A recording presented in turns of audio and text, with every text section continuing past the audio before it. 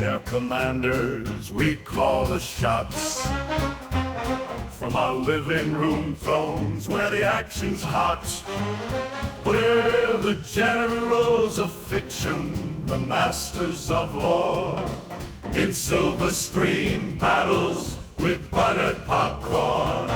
Armchair commanders, armchair commanders.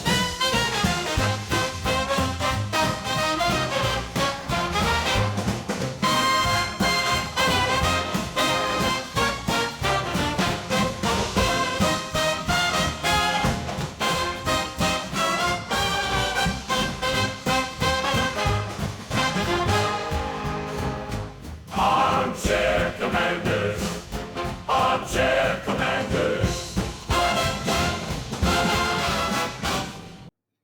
Alrighty, welcome to the Armchair Commanders podcast. My name is John. And I'm Jack the Plane Spotter. And this week we are reviewing the foreign-made Latvian film Blizzard of Souls. And I think you brought up a great starting point for our discussion, which is who would have thought that, excuse me, seeing an airplane was such a flex when hitting on girls. Right? I really got to use that more often. This is my friend Jack. He saw an airplane. Damn right I did. But that sounds like this is my friend, my autistic friend Jack. Like, he saw that's what that comes off as. He's not trained autistic. He's plain autistic. But one would argue I'm probably plain autistic. No, you're submarine autistic. Remember? I have a lot of mini autisms going on. Yeah, you're an autist of many hats. I'll give you that. But where is I going? Oh yeah, I was thinking.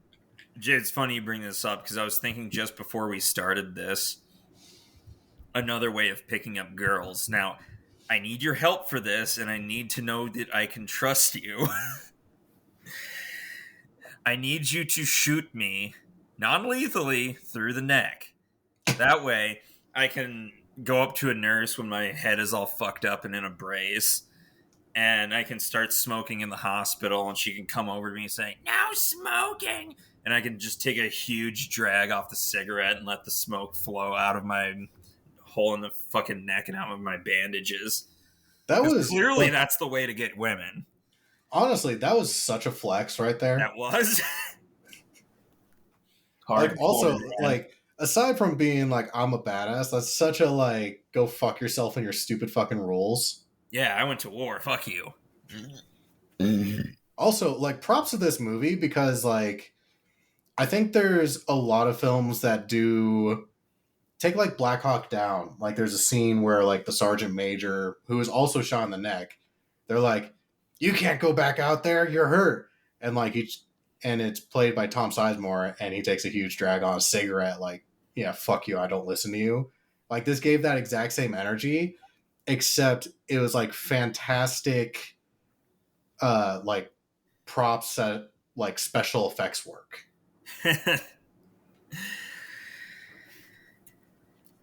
Man. Because, like, at first I was like, oh, yeah, his head's wrapped up. He's injured. But, like, when they pulled out the, like, he takes a drag on a cigarette and then blows the smoke out of a hole in the side of his neck, I'm like, all right, like, now I believe this, like, happened, you know? Yeah, it's for our listeners, they actually shot the actor for this, you know, to get him fully invested in the role. He wasn't in the know that was going to happen. Yeah, very Alec Baldwin moment. In that scene where he gets the injury and like his dad's like, my boy, my son, and he's like trying to like feed him milk, but the milk's mixing in with his blood. Yeah, that was pretty graphic. That was pretty gnarly. And the doctor's like, what are you doing, you fucking idiot? Don't give him milk. Remember when like 3 seconds before he got shot, he's like, you should go to a tribunal because he like hesitated to kill somebody? Yeah. My boy. You know what that reminded me of? It reminded me of the scene where like Cedric Diggory dies in Harry Potter 4. Yeah, when his dad was like, "You didn't kill the Dementor. You should be court-martialed." And then he's like, "My boy." That's actually that's a great impression of him. My boy! Robert Pattinson. Uh, so, what did you think of this film? I liked it. You know, like, so this is gonna sound weird, but hear me out. This movie felt like it was longer than 2 hours, but in a good way. You know what I'm saying? Like, it was a very dense movie. Shit Yeah, moved along at a decent pace, mostly. they definitely packed a lot into this. But it didn't feel too rushed. No, the pacing in it felt right. Mm-hmm.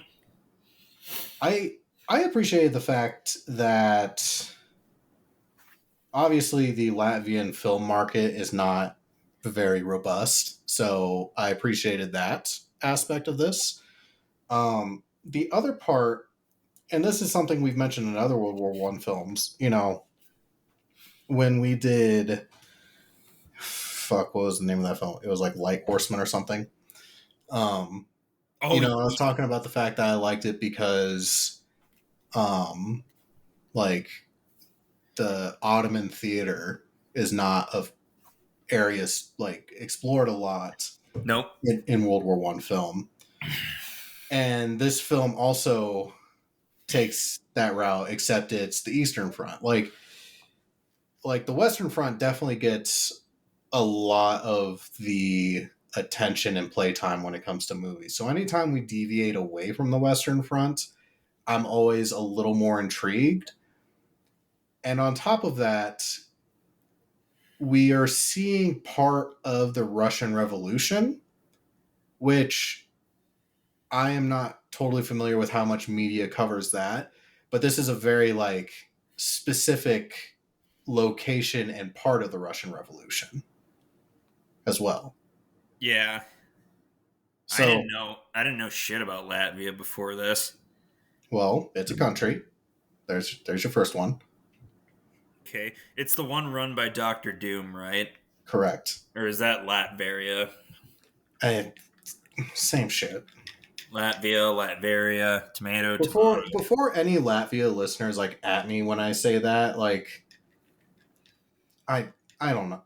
Fuck, my grandfather immigrated from there after the war, so cut me a break. Yeah, so he has the L word pass. Yeah, I bet the fucking L word. Something a Latvian. The one thing I will say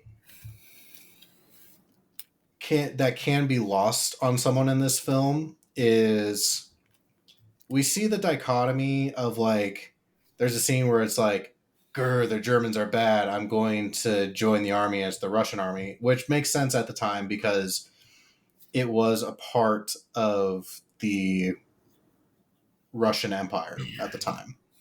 But then later on in the film, you see Germans that are like, join us because we're going to take down the Tsar, like, or we're going to take down the Bolsheviks or whatever. And like, there's a lot of Latvians who also join the Germans.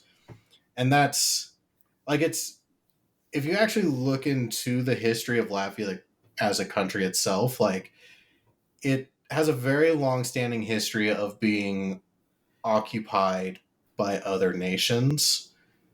And at the time World War One occurred, there was a pretty decent chunk of like ethnic Germans, and there was a pretty good chunk of ethnic Russians that were living in Latvia. So like, I could see where someone could be like, I don't get how they're flipping sides so easily. But honestly, it's like, as far as Eastern European countries go, it had quite a like a melting pot effect going on. Huh. But yeah, they do. I did kind of look up where Latvia is because I'm usually a good geography nerd. Maybe that's my flavor of autism is geography in a Geography. way. But anyway, yeah, they They're up there with Poland with unfortunately placed European countries. Yeah, they're kind of in a key location, which makes them highly sought after for Yep, territory. they're in what I'd like to call the buffer belt between Germany and Russia. That's just unfortunate. You should trademark that. The buffer belt. They just can't catch a fucking break.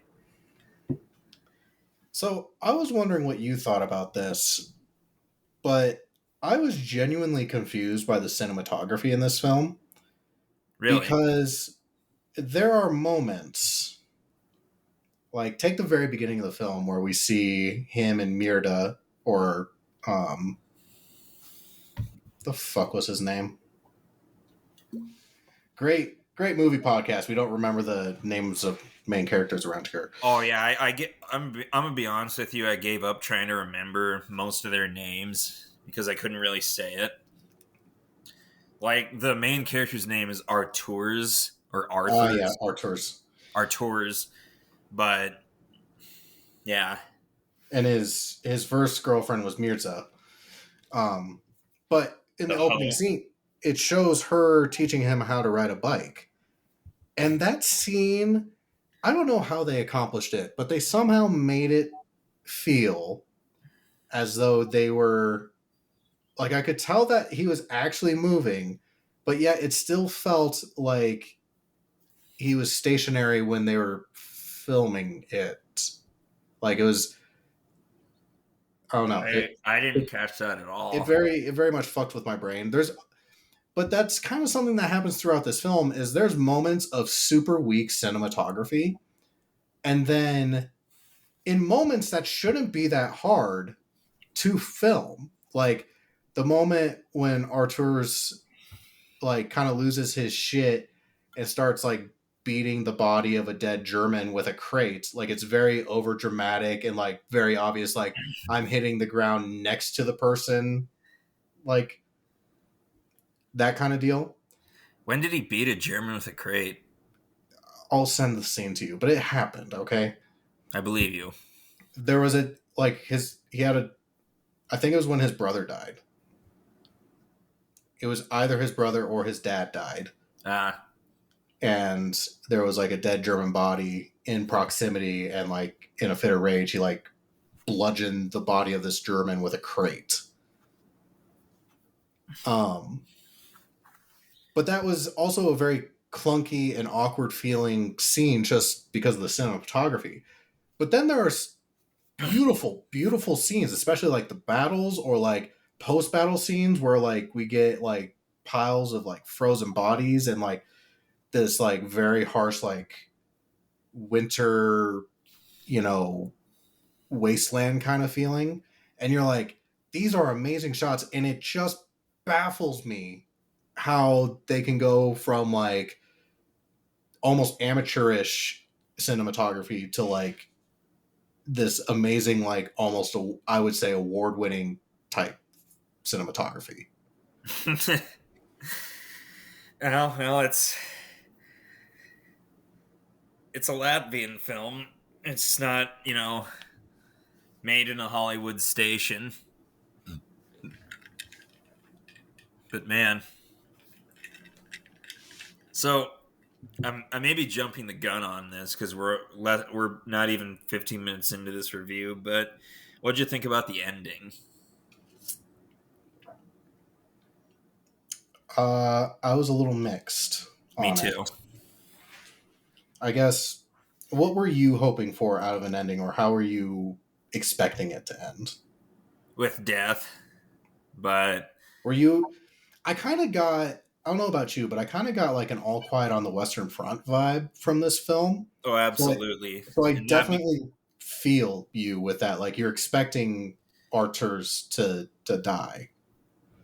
and see my takeaway from that was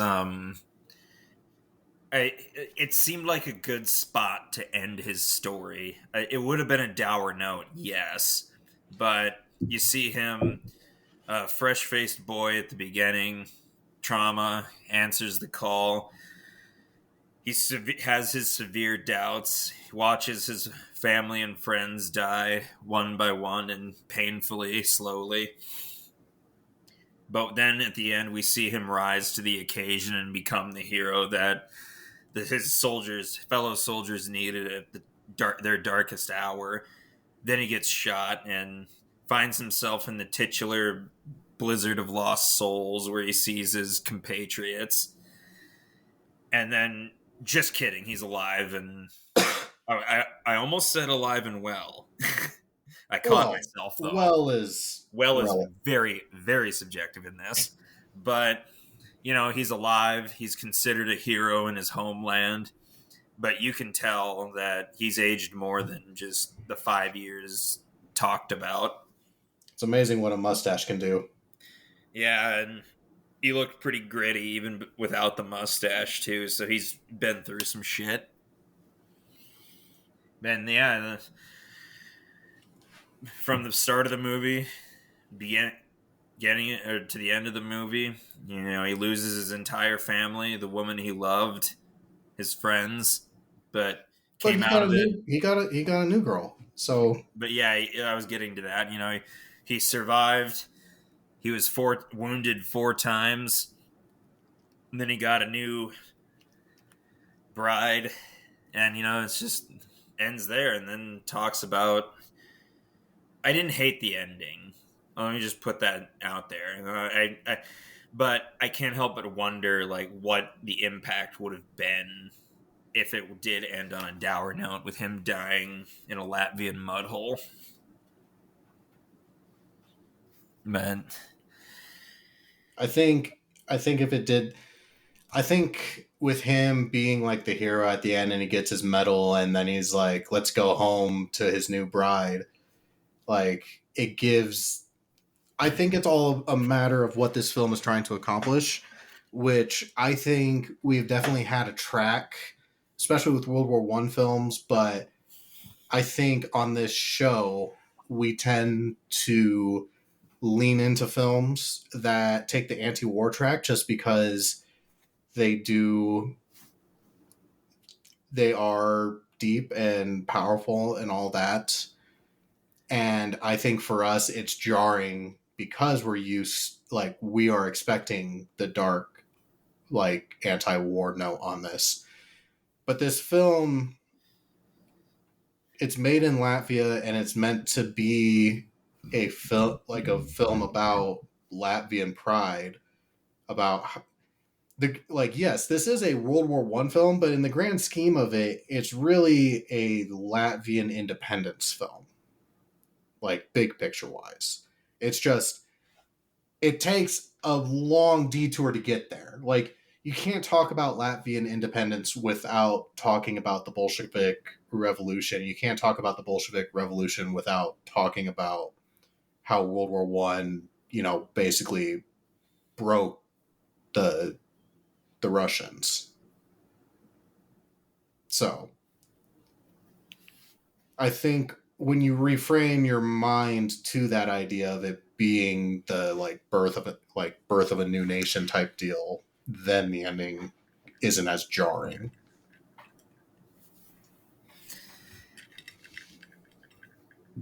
But I forget, did we do the new All Quiet on the Western Front yet? Or I know we've done the old one.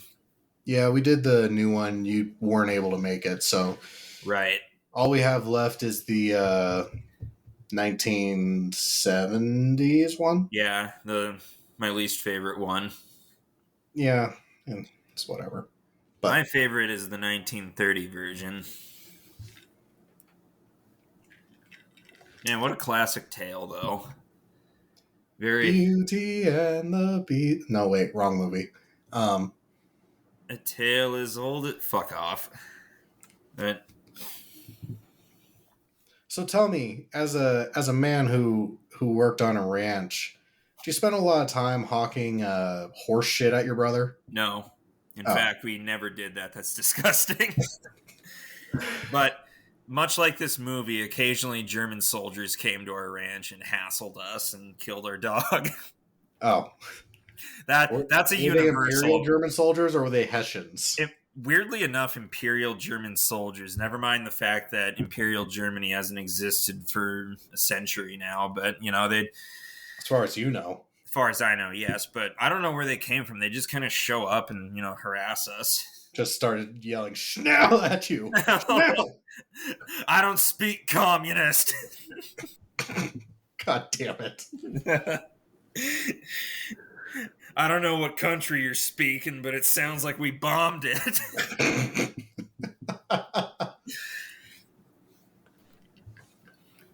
Ah, man. That's why I said in our Jack Boots on Whitehall episode that the depiction of the American is probably the best depiction of an American I've ever seen in my life. Why don't you get you and your band of Injuns to come help me? That's dot, not feather, for our listeners at home. Yeah, for those of us that don't get the joke. But, man,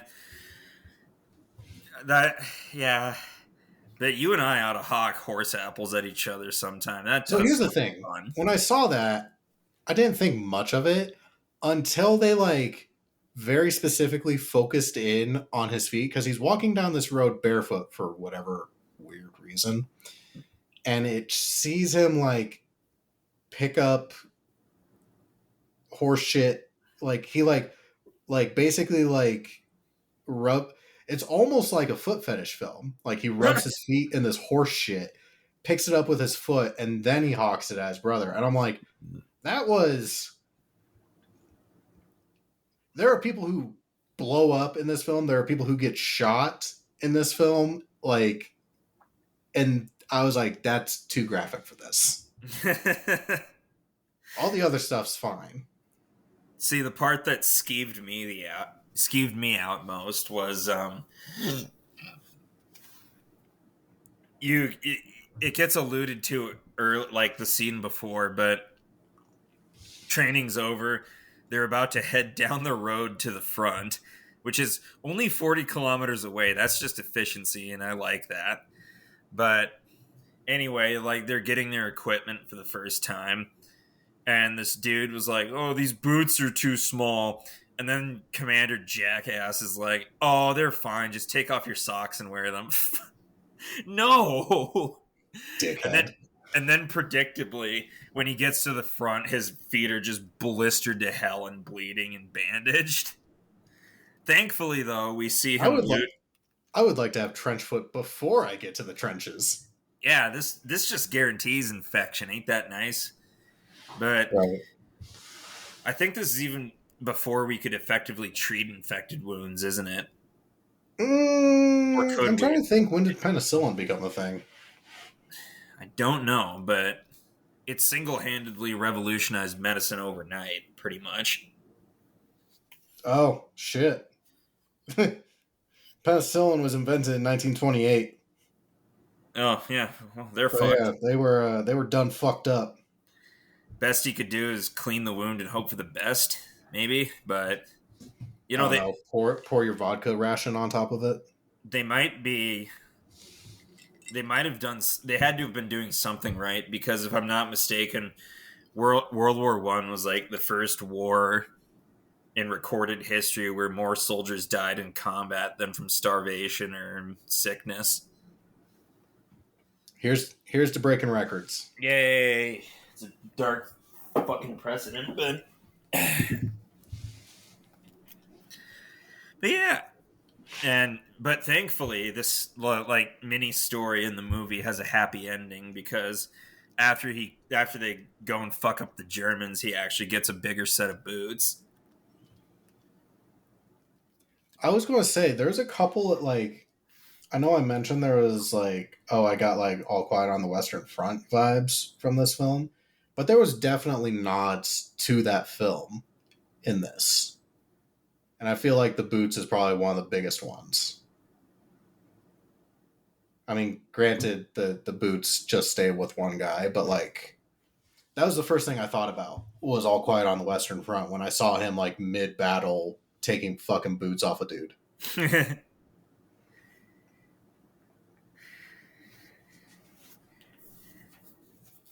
What did you think about the battle scenes in this? Some of them are pretty gnarly. Like when he first gets to the trenches and gets his taste of warfare when they get shelled. One goes off like right next to him and his buddy's head. They feel the side of their head, their bleeding fucking ears, and they laugh at each other.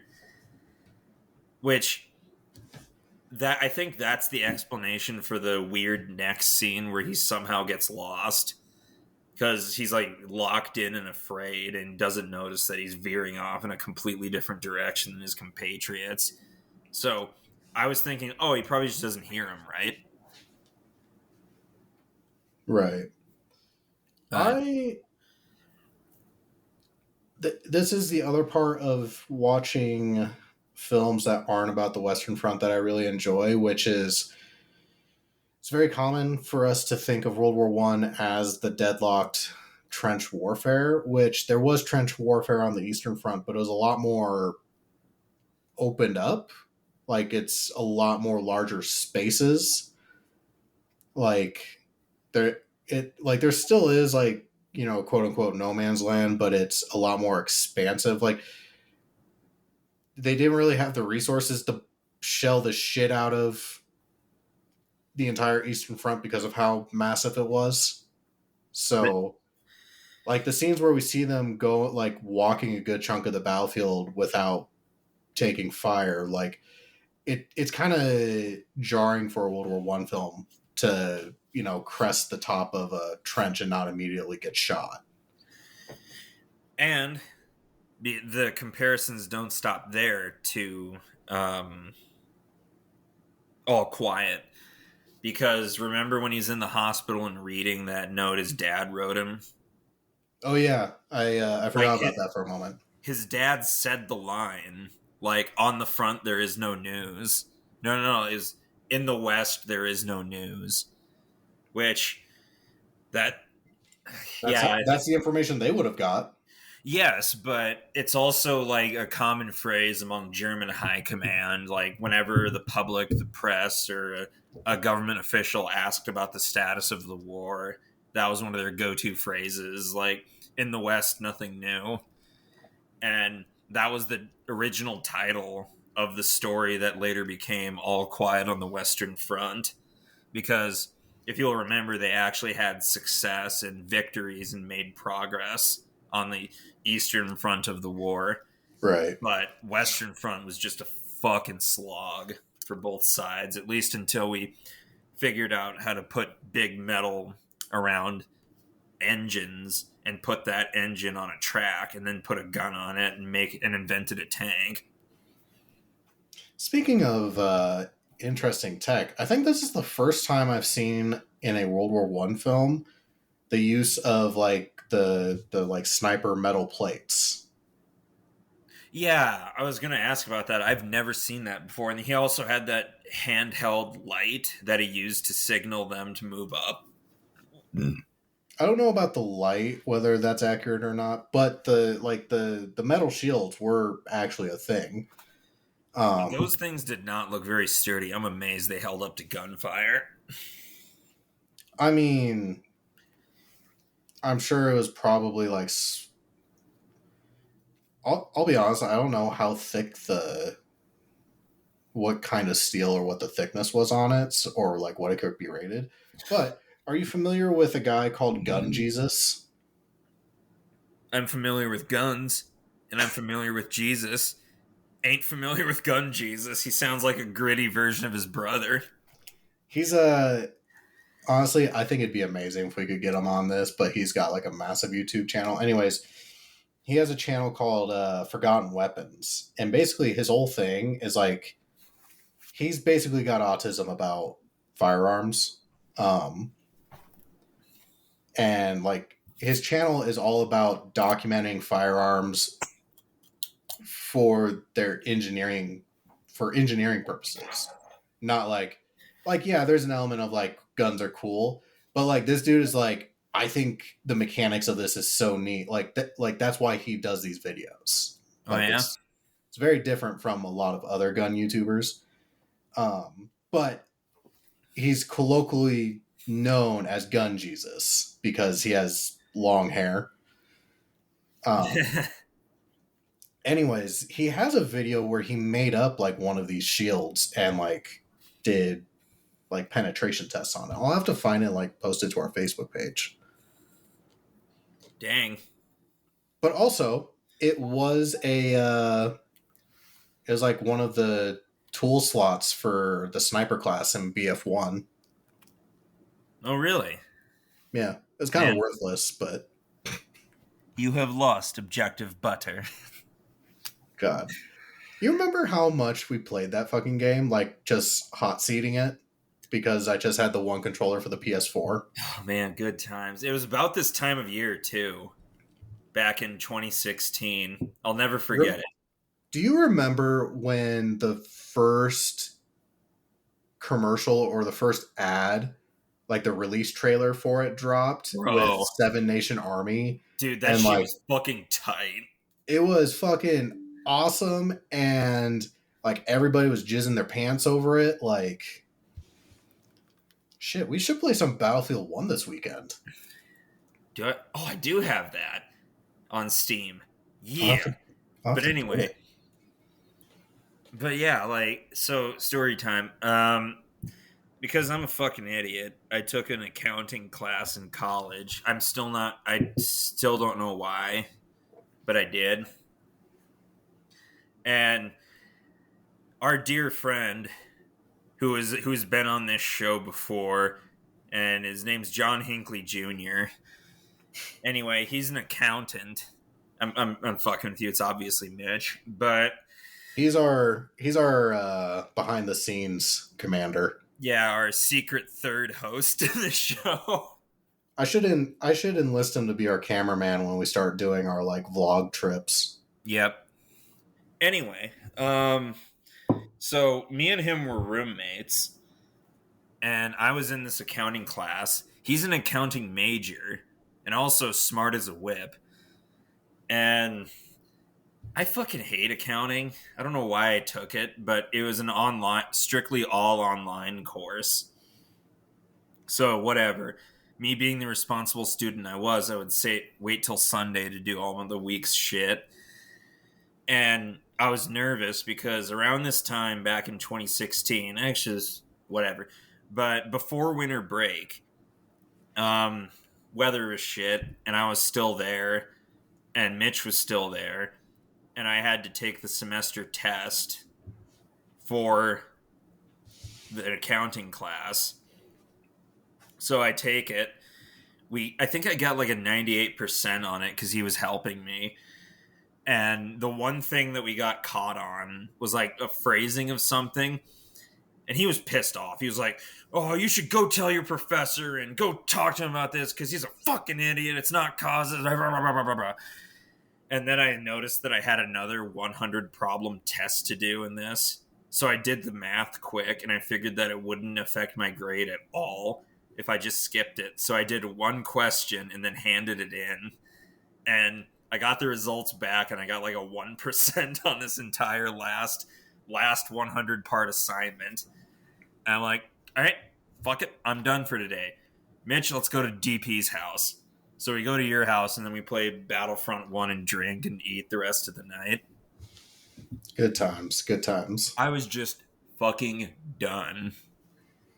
As I'm sure our listeners that have been to college can relate, when you're just burnt out, you dedicate every waking moment of your life and existence to studying and doing schoolwork. And then when it's done, it feels like you just shed a ton. And then you just slow down. You remember the funniest, like, my fuck it moment with college? No.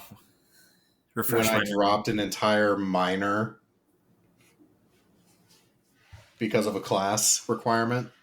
You're going to have to refresh my memory on this. So at one point, I was an addiction studies minor. Oh, I remember that.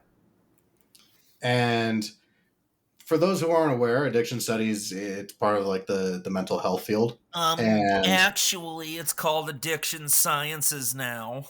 Oh, shut the fuck up. Anyways. I have to say that because I'm an addiction sciences major. So history was my major. And I had addiction studies as my minor for whatever fucking reason. I just thought it was interesting. And the way they had it set up was you had to take these classes in order, a specific order. So it was like alcohol studies and then drug studies and then alcohol and drug studies. And then like after you did those 3 basic classes, then you started getting into like clinical, like, like therapy type stuff. And I got the first 3 classes done, and I went to go do my first, like, I went to go sign up for my first, like, clinical, air quotes, type class. Oh, yeah, the clinical.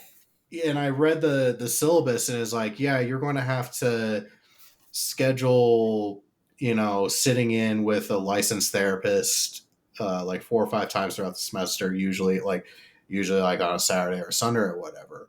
Yeah. And I was like, you're going to make me do some shit on a Saturday? Fuck that. And I dropped the class and I changed my fucking major, or I changed my fucking minor. And I was like, I just remember like going to lunch one day and telling people that, and they're like, what the fuck are you doing? Like, so for mine, like, so the clinicals are like certain hour requirements. I don't remember the exact hour requirement, but it's close to 2 full working days. So when my time came to sign up for that, we were given some options, and we were told, like, get this licked on your first couple weeks, because I don't want to be over half. I don't want to be like the weekend before Thanksgiving, you coming up to me and saying I need to schedule my clinical. No, you need to do it right now. So I got an idea. My clinical was in the latter half of some semester, 2018, I think. So yeah, it was. So I had to schedule it, and I picked the women's prison in Pierre, where I live. I had to sign a whole bunch of paperwork to do it. I would like to specify he lives in the city of Pierre, not the women's prison. I was getting to that. No. I actually live in the crawl space under the prison. They haven't figured it out yet. Really roomy. Rent's cheap. But anyway, so I schedule it the day before spring break and the day after spring break.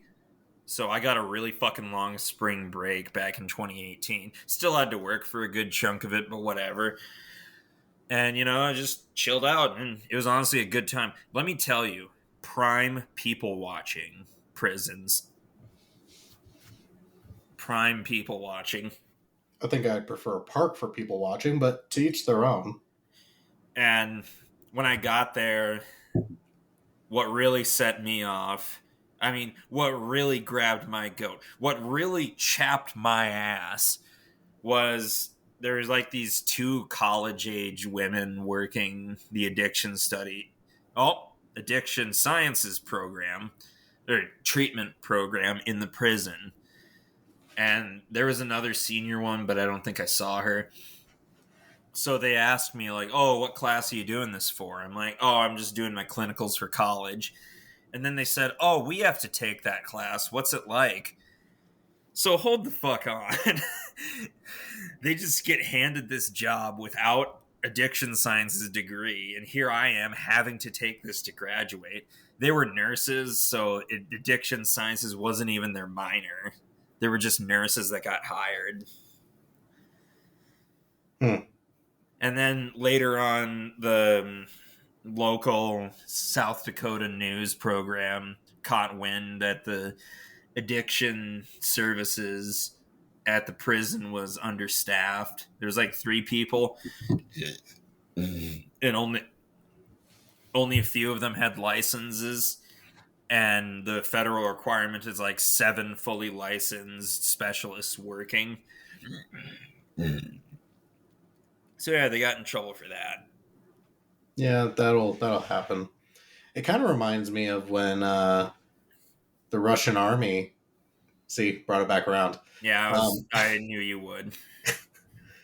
I love the enlistment scene because they're like, I don't understand enlistment scenes in World War One movies because it's always like you're too young, and then the main character or somebody like just gives a little bit of pushback, and they're like, ah, fuck it. Yeah, Like, we need all the help we can get.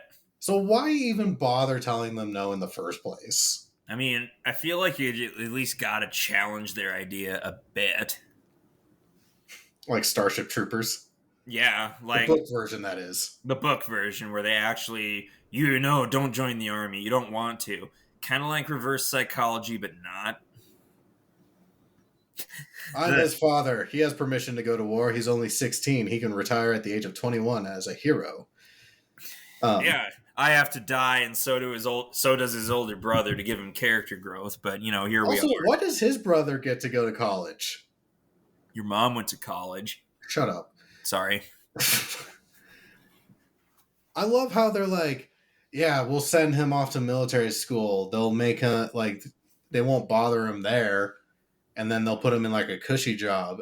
But the other son, they're like, fuck it, you can be infantry with pops. I mean, you can't go easy on them kids. That's what I always say. The kiln of battle makes the strongest soldiers. I love how then they look at dad and they're like, you're too old. And then he's like, give my papers to the commander. And they're like, ah, fuck it. Fuck yeah. He used to be a sergeant, whatever. We called him the Butcher of Ubransk. He murdered 1,000 civilians, but by God, he was a good soldier. The training in this, I thought I really enjoyed it.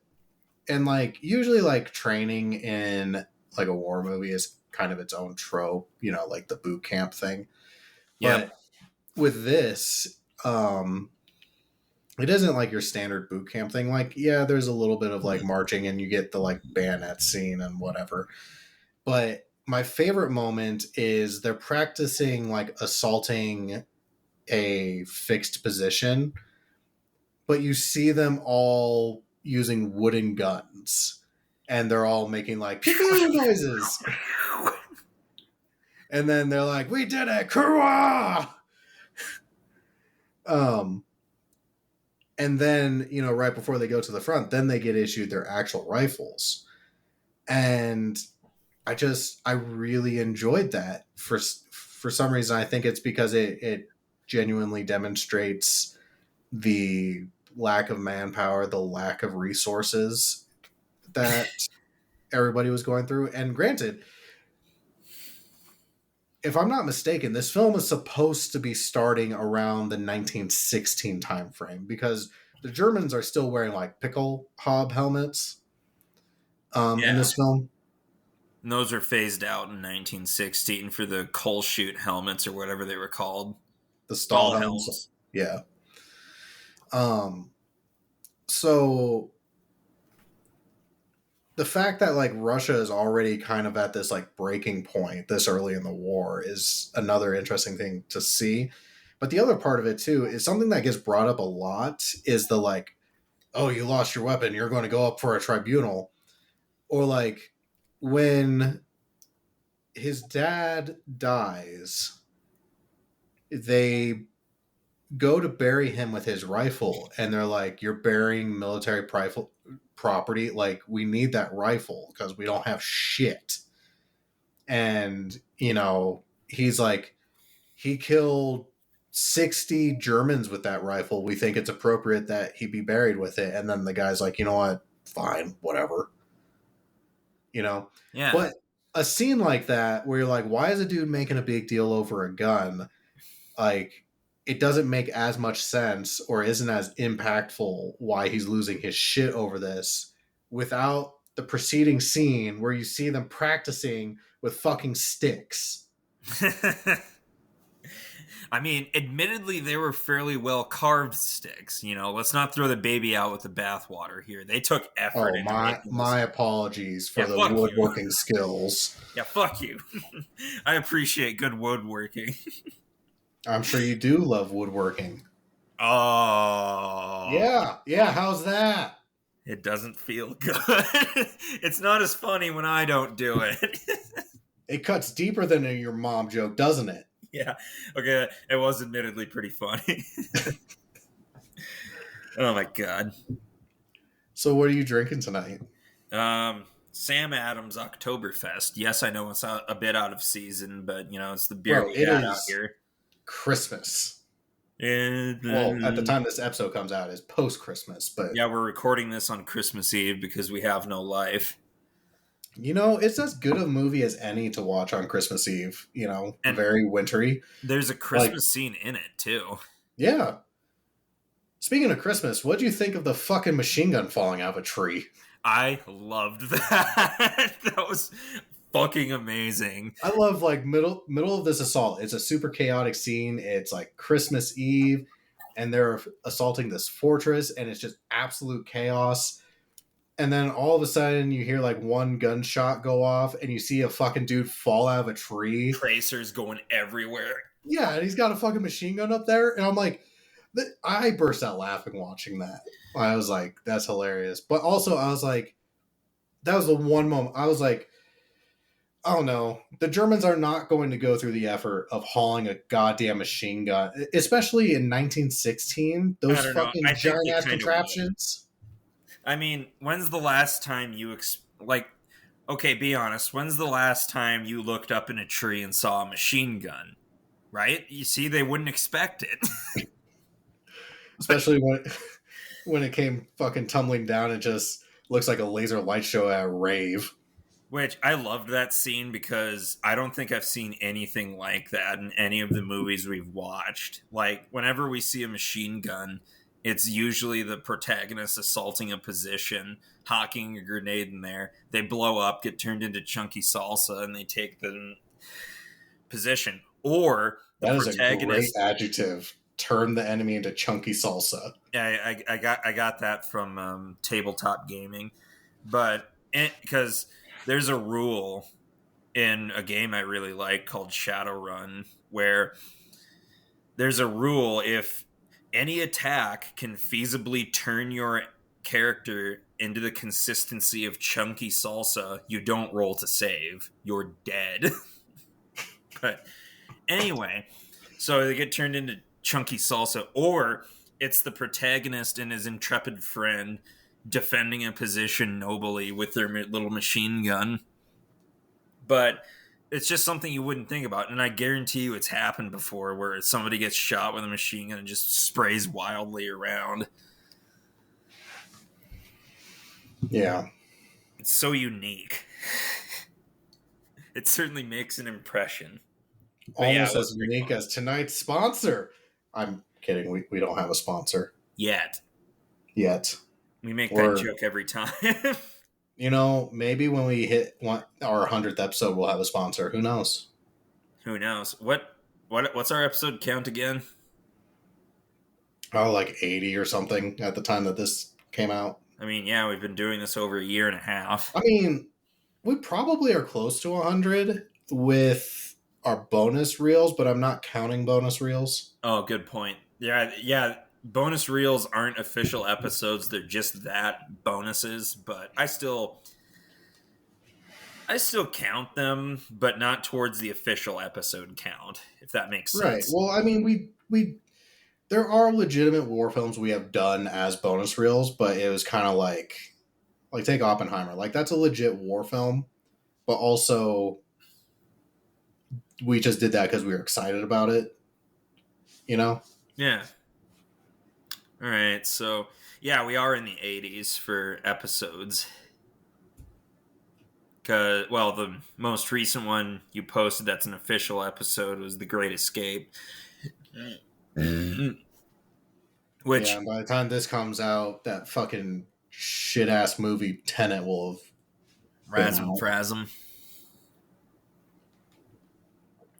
Frasm. But this evening, I am drinking Old Fashioned with Buffalo Trace as the base. Buffalo Trace? Uh-huh. The whiskey. Oh, okay. I thought that was a type of liquor that I wasn't privy to. No, I'm pretty sure you can find some Buffalo Trace at your local liquor store. Did I give you? No, It's I like couldn't. I an could. upper mid level whiskey. I was gonna ask because I was gonna ask if I gave you the whiskey brewed in Pier called Bickering Brothers, but there's no way I could have because you flew out to go visit me last time. Yeah, But if I you don't think drive, I had that last time. up here, I'll get you it as a gift. Fair enough. But yeah, I gave it to my uncle when he visited a couple years ago, and he loved it. It's a good sipping whiskey. But speaking of whiskey, I let my blue collar out a couple months ago, Oh, unknowingly. I was visiting friends and staying with them for a wedding, and they asked me if I wanted something. I was like, some alcohol will be good. And they gave me some whiskey I was told high end. And they're like, oh, this is some good whiskey. I'm like, okay, thanks. Without thinking about it, I take the bottle, uncork it, and start drinking from the bottle. And they laughed and looked at me like I was from Mars. And they're like, what the hell are you doing? I'm like, I'm drinking whiskey. And they're like, no, you're supposed to put it in this specific glass for whiskey, put a piece of ice in it, and sip it. I'm like, am I? Who's stopping me? The bouge police? some people get too particular about how you drink whiskey.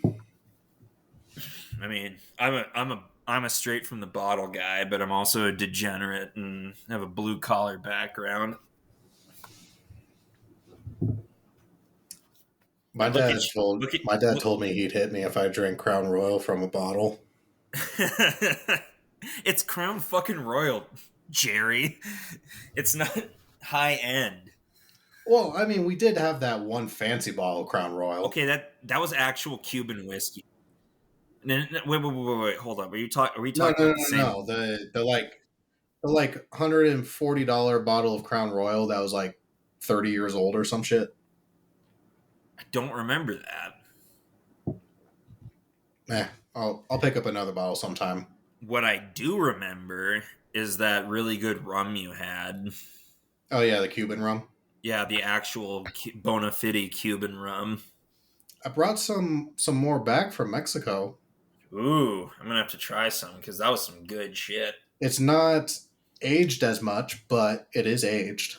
Ooh, Because when my dad bought his bottle, it was 7 year aged rum, and then he waited 25 years to crack it open. Currently, dang. I bought my bottle 7 years aged, and that was like 3 years ago. So we're working our way up there. Working our way up there. And to our listeners, I got a snort of that when I was at my wonderful co-host's wedding, which was a great time, by the way. And it was really good. I don't recommend it. What, getting married or the rum? Having a wedding. Well, If you care about a person, by all means get married, but just skip the fucking wedding. Like, take the money you would spend on a wedding and like go to Hawaii with like a handful of your closest friends. see, I'll do you one more. See, I'll have the wedding on the plane ride over. You see? Mm. Ceremony in first class, It's a whole reception new in meaning to the coach. Mile High Club. No. I was gonna let me finish. The the ceremony in first class, reception in coach, and the honeymoon in the bathroom. And then when we land, immediate honeymoon. Right? See, I'm an economical genius. I just You don't know. are. You are. And hopeless romantic. I can't Clearly. wait till we have our first Armchair Commanders trip together. Yeah. Yeah. Camp Toccoa. Should probably plan that here soon. Probably should. I really ought to start saving money too because I got that trip to look forward to and I got Cairo. Dude, this is going to be an expensive year for me because Me too, dog. so we got the Toccoa trip. I'm looking at spending the 4th of July in Philadelphia Why Philly? because that's where the Declaration of Independence was signed. Okay, fair enough. I was gonna be coy with you and was like, "What's that?" and get you to explain it, but no. Shut the fuck up. Um, um, so we have those two, but those are both just going to be weekend trips, which aren't as big on the pocketbook, but still, flights, hotels, all that stuff. But tentatively speaking, it's not like set in stone. But uh, the whole point that we had this film as a review, um, I chose this film because it is a Latvian based. It is a Latvian film about Latvian struggles, Latvian stories. And I chose it because, like I had mentioned earlier, my grandfather immigrated from Latvia after World War II. He immigrated with my great grandfather and my great uncle. My grandfather passed when I was very young, so I didn't have quite the relationship with him, but my great uncle I did have a very good relationship with. I got to chat a lot with about family history and whatnot, and he passed away recently. So that is why we're doing Blizzard of Souls this week. So this episode is dedicated to my great uncle August, who died at the spry young age of 88. Just a spring chicken. He lived quite the impressive life. So he lived in Latvia as a teen during World War II, and one day the family farm became the battlefield, and so they were like, "Peace out." Yeah, that's a good indicator. A Um, common thread among Latvians is suddenly Germans, I feel. and so once the war ended, they spent multiple years in a refugee camp, and then were fortunate enough to have a church in Waterloo, Iowa, uh, essentially sponsor them to come over, and that's how they got their boat trip to America and became citizens. And I find it hilarious that I want you to guess what the first word in English they learned. Fuck. No, Penis? no, What? bacon. Bacon. Hell yeah. What else do you need? Because the Latvian word for bacon is also bacon. It's just spelled different and pronounced just slightly different, like a little bit of a different emphasis. Bacon. So, after abandoning the family farm in Latvia and spending years in a refugee camp, and by the time they got to Waterloo, Iowa, they had like $20 to their name, and they get off the train and they're like, "We're hungry. We need to get something to eat." So they go to a local diner, and that was the only word that they recognized on the menu. That's a great So story. he would he would go on to serve in the U.S. Army, and then he became a high school science teacher. Hell yeah. So this episode's for him. And But what was his name again? Agris, but it was spelled Agris, but we called him Augie. Hell yeah. I, I have a little okay, so I'm going to call him nephew, but he's my cousin's son. So nephew in my eyes, but his name is Augie too. It's a great name. He's actually on my Snapchat story as we speak. But anyway, here's to your grandpa Augie. Mm. So, Our listeners can't see it, but we just took a drink, so there's that. But so I think I have a cold take for you. a cold take. A cold take, yes. What's that? I liked that one girl he hooked up with a little bit before the midway point of the film, more so than the nurse he ended up with. Man, what is with the I always thought like the 1940s was full of prudes, but this movie made it seem like it seems like World War One was an easy time to like get it on because they just showed up to this girl's house with a bottle of wine and they're like, "I hate wine." They're like, You want some anyways? They're like, sure. You're trying to get us drunk? And we're like, yeah. See, they're honest. Right? Straightforward. Yeah. And then, like, it immediately cuts to that carving of a naked woman. Oh, yeah. Our main character, after having a sordid evening, we see him in the trench, literally carving like a stick figure into the side of the trench with like over exaggerated boobs on it. It's like that South Park episode. It was like, Arta. Atta. Atta.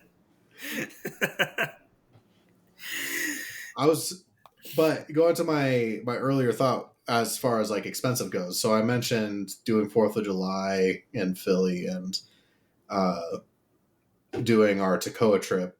It was actually Miranda's idea, and we're not settled on it yet, but we're thinking because Augie passed, this would be as good a year as any to take a trip to the old country. Really? So going to Latvia might be in the cards, but that's going to be an expensive trip. Like just getting there will be expensive, but like once we're actually there, it won't be that expensive.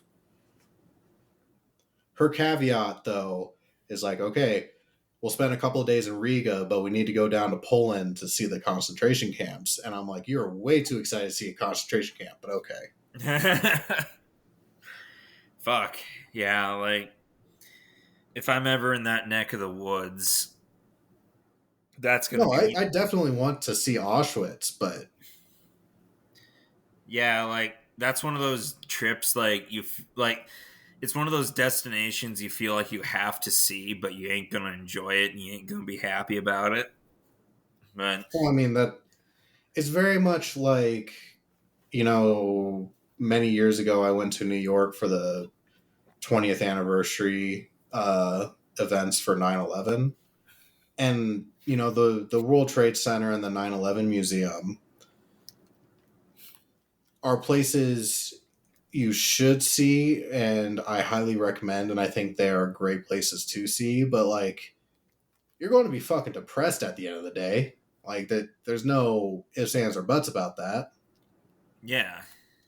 But that's kind of the point. Mm-hmm. It ain't like going to fucking Six Flags. No. Man.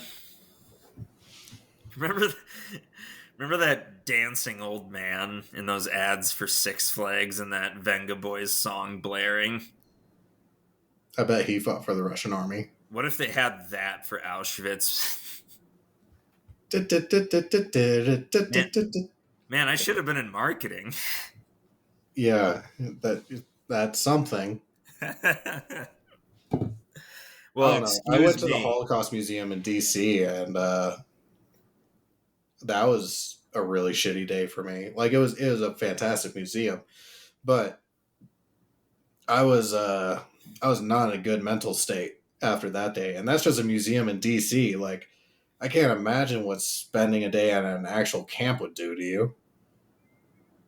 Right? Fucking A. But I think it's about time we rate this thing. Yeah, so I think we already decided on this. Was it horse apples or cited plains? I was going to go with stick figure boobs. All right, stick tits. I can go with that. Trench art, 1 to 5 trench art. So I give this 4 trench arts and a World War One Latvian sex kitten girlfriend. So like 4.5.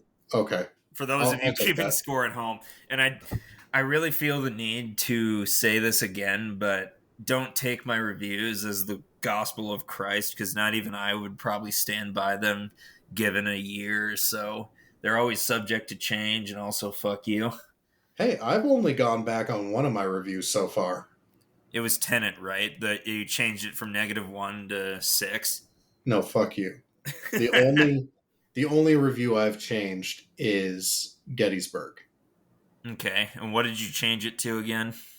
I originally gave it like a 1 and I bumped it up to a 3. Wow, generous. You tripled your rating of it. Well, if you recall, we did Gettysburg really early in our reviewing. Uh-huh. So I was feeling kind of high and mighty on myself at that time. I see. But then I saw some really shitty films and I'm like, you know what? I gotta change this. Yeah, it's all right for what it is. Oh yeah. And what did our guest say about it? He was like, it's a better movie if you don't view it as a Civil War movie, but as a reenactment movie.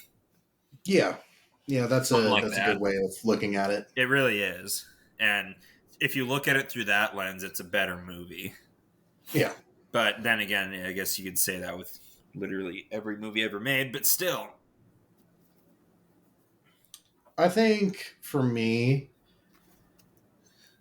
I would give this 4 trench arts and 1 neck bullet hole. So that's a negative, right? No, that's like a 4.25. Okay.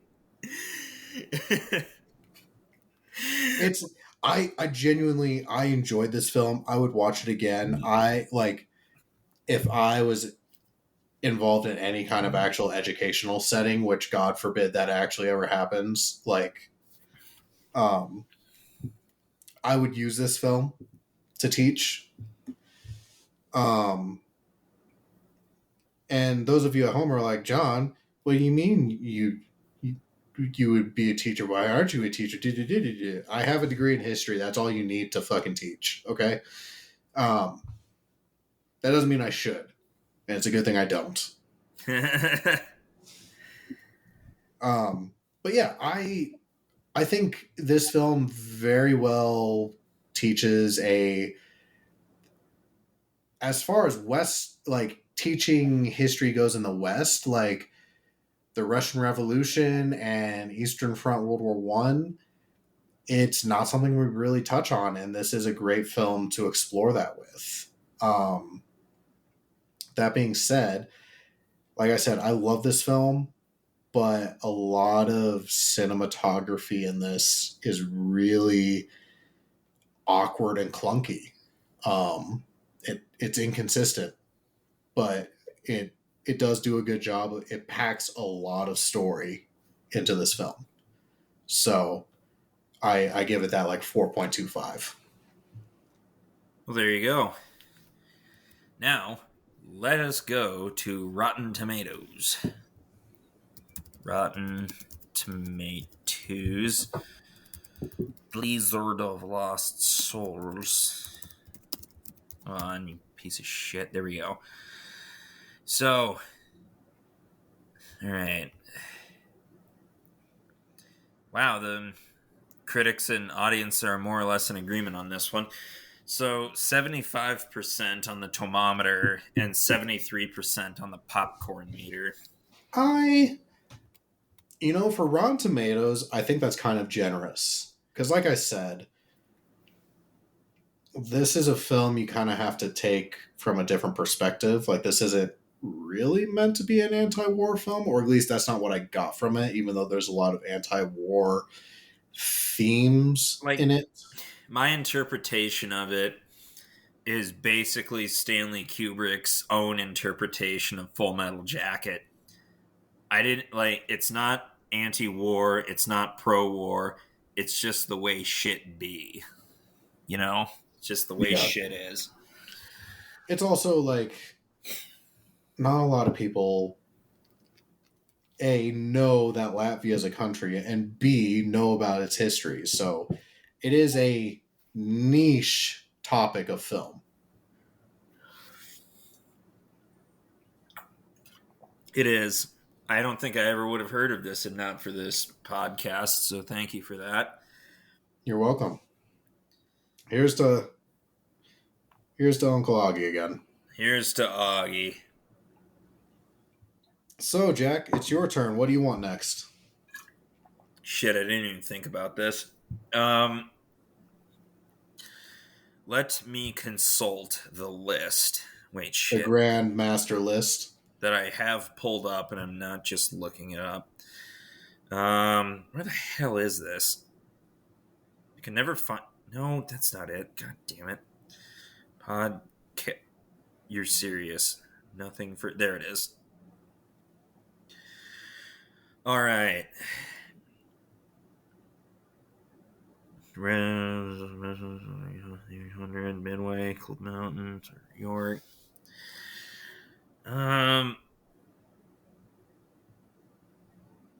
So while I look at this list, how was your Christmas? Great. It hasn't happened yet.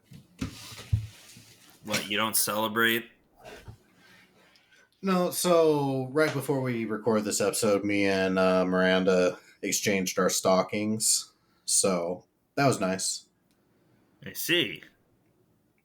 Which I should mention to our viewers at home. My wonderful wife sent me up with an awesome new gaming PC. So shout out to Miranda. Hell yeah. Now you can play games with us. That's right. I have a gaming PC, which means me and Jack in the very near future should be doing play alongs for historical war games. So look at a whole new fun frontier for the Armchair Commanders. Hell yeah. Let's do Let's Plays.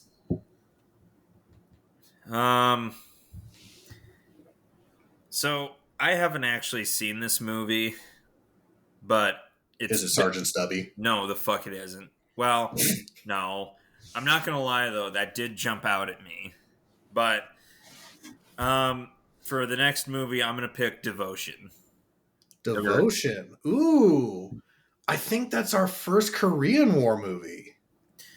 That's part of the reason why I picked this, honestly, because you rarely see shit from Korean War for a very specific reason, which I will go to more in depth in our review. I am actually excited for this because I saw the ads for it, but I think it was still close enough to COVID time frame that like going to theaters was still kind of like hit or miss, or like I don't know. This was one of those things where I was like, yeah, I want to see it, but I just never got around to seeing it. So this will be my first watch for it. But I'm excited. One, it's an airplane movie, and we all know how my autism loves airplanes. And then two, like I said, it's our first Korean War movie. So this will be interesting. Plus, doesn't this have everybody's favorite heartthrob from Twisters, Glenn Powell?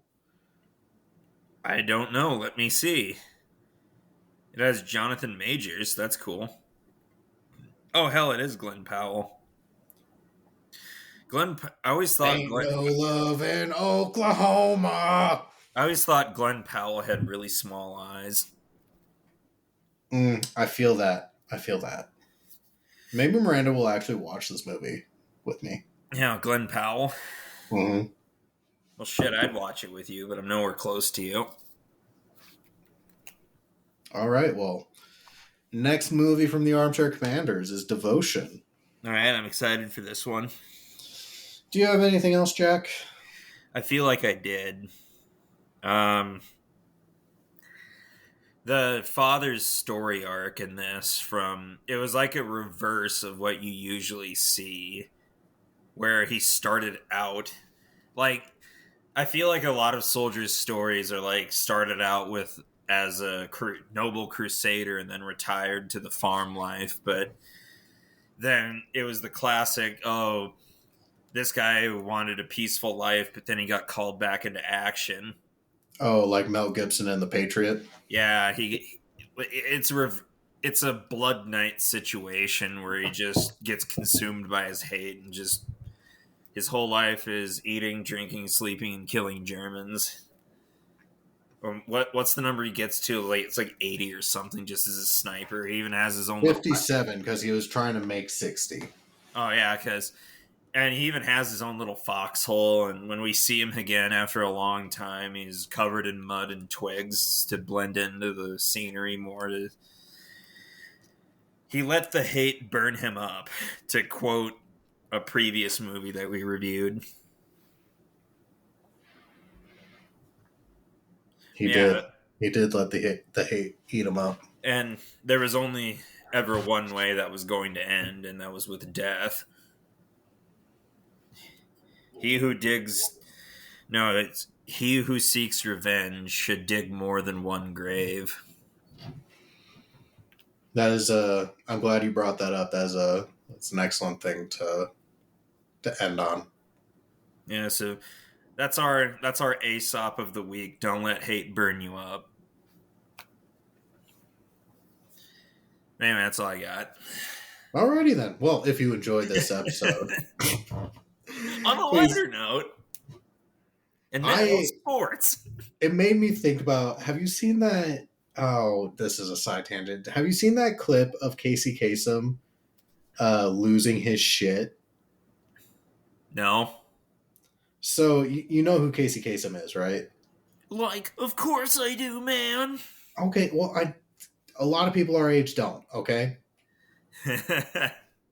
so Casey Kasem, former host of America's Top 40, a And prolific, Shaggy. legendary radio host, very much defined the radio voice personality. I literally watched this today, and it's a video of him losing his shit because they're recording America's Top 40. And, between songs, he would read like viewer mail, do dedications, all that kind of stuff. And there's this clip that he records where he just loses his mind because they do this like super upbeat, like pop song. And like when you come off of that, like obviously like, and this goes out to this family. And we'd like to dedicate this to our dead dog. And he's like, the fuck? Like he reads dead dog. Who the fuck gave me a dead dog dedication after a upbeat pop song? Like, it's like, can we use our fucking brains or some shit and maybe do this after a sad song? Like you want me to come off a happy song? Like, it's making it sound like I'm happy their dog's dead. Like, you guys are fucking assholes. Was it? And it was a prank someone played on him, right? No! Or it was just some people being weird? No, it's people not using their fucking brain. I'll send it to you, but it is Casey Kasem as you have never heard him. But anyways, if you enjoyed this episode, please leave a review. The stars do matter. If you want additional content from us, you can find us on YouTube, Facebook, Instagram, TikTok, while that still exists. All those good places. Until next time, I've been John. And I'm Jack. And we'll catch you all later. Bye.